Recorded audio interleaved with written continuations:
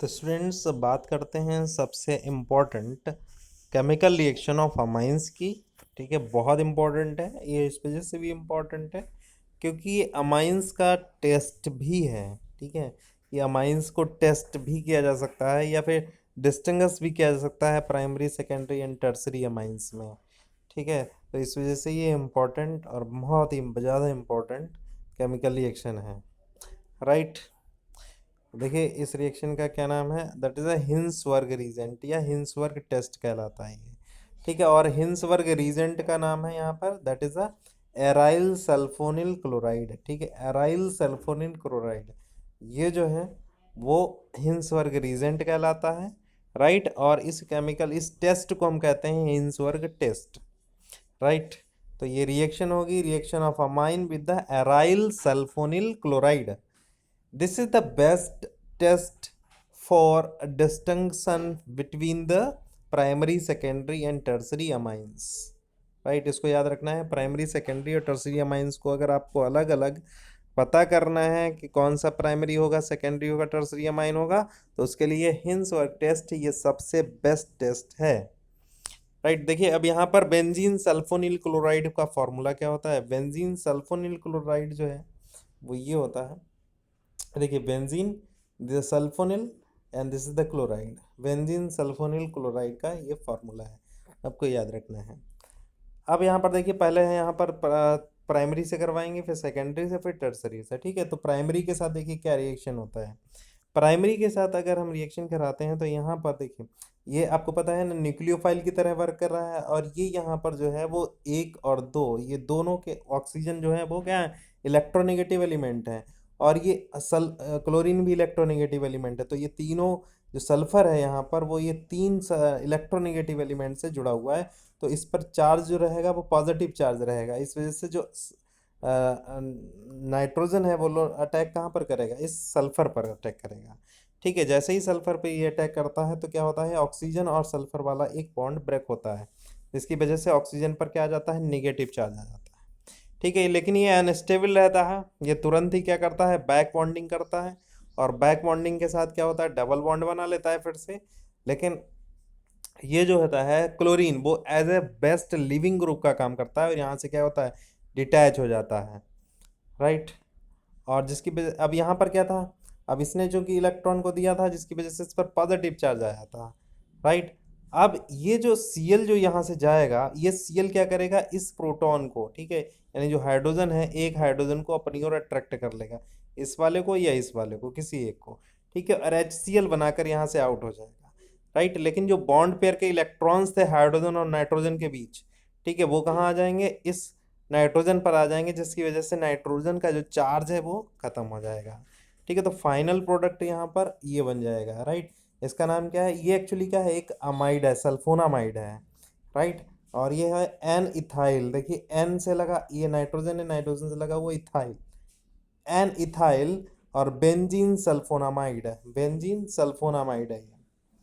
Right, अब इसकी खास बात ये है कि अगर ये जो प्रोडक्ट बना है एन इथाइल बेंजीन सल्फोनामाइड, अगर इसको हम किस में डाल दें, एल्कली सॉल्यूशन में डाल दें। एल्कली सॉल्यूशन क्या मतलब है, aqueous solution of sodium hydroxide. Sodium hydroxide के एक्वस सॉल्यूशन में अगर इसको डाल दिया जाए तो ये क्या होता है, इसमें सॉल्युबल हो जाता है, इसमें क्या होता है, सॉल्युबल हो जाता है, घुल जाता है।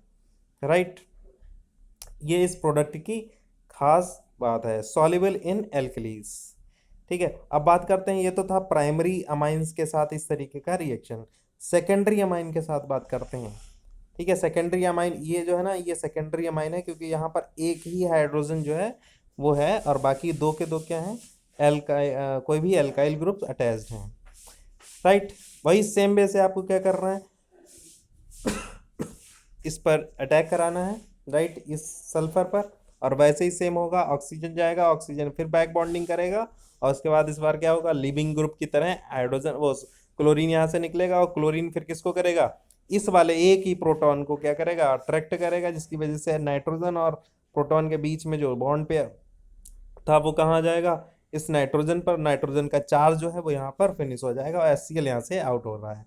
ठीक, तो यहाँ पर जो प्रोडक्ट बना, देखिए ये प्रोडक्ट बन जाएगा, ये भी क्या है, ये भी एक सल्फोनामाइड है, लेकिन ये क्या है, दो यहाँ पर देखिए एन से लगे हुए दो इथाइल ग्रुप हैं, राइट, क्योंकि ये प्राइम सेकेंडरी अमाइन में थे, तो ये हो जाएगा N comma N, diethyl, diethyl हो जाएगा, और बाकी वही रहेगा बेंजीन सल्फोनामाइड। अब इसकी बात करते हैं, इसको अगर हमने क्या किया, इसको अगर हमने क्या किया,